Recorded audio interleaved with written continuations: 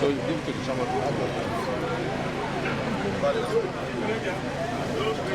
So others can work. Yes, when it's time.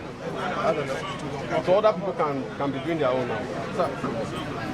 Hey, you were late. You are most welcome to our Thank you. Put it down. Thank you. Labour Party! Labour Party! Turn it back up the country.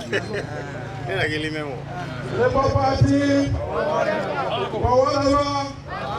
Again, sir. This way, sir.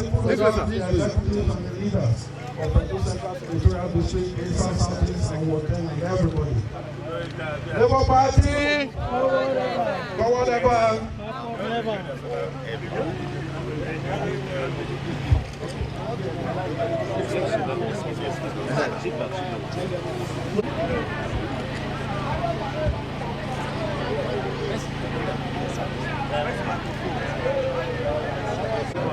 Well, at this point, is the turn to present the symbol of our party, which is the flag, to the newest member of Labour Party in Nigeria. Can you give him round of applause? Round of applause, please. Yes, it's new but old. Having said that, our Senator Commissioner of Police Chief Friday Badi, in the presence of the LGA chairman and other leaders, Ameso will present the flag to Right Honorable Sergius Ogun. Labour Party! Labour Party! Yeah, today is one of my happiest days. This is a great pleasure to hand the flag of the Labour Party, the party that is trending in Nigeria today, the party that is in the heart of the masses, the party that is in the heart of Mama, Papa, PDP in Nigeria, to one of our illustrious sons in this land, in the person of Honorable Sergius Ogun, a two-time member of House of Representatives. Yeah, you are welcome home.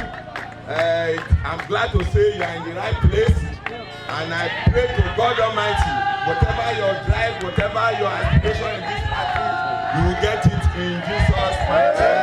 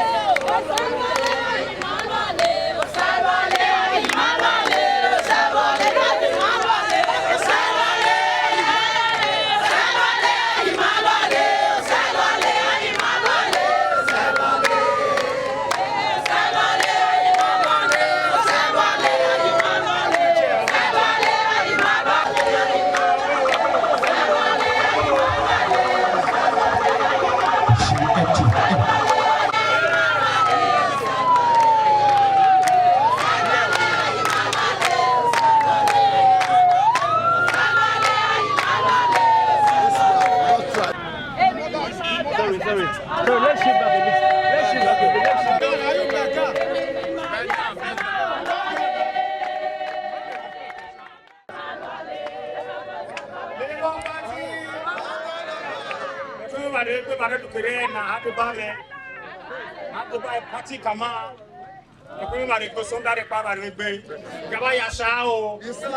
am very glad today to formally join the Labour Party.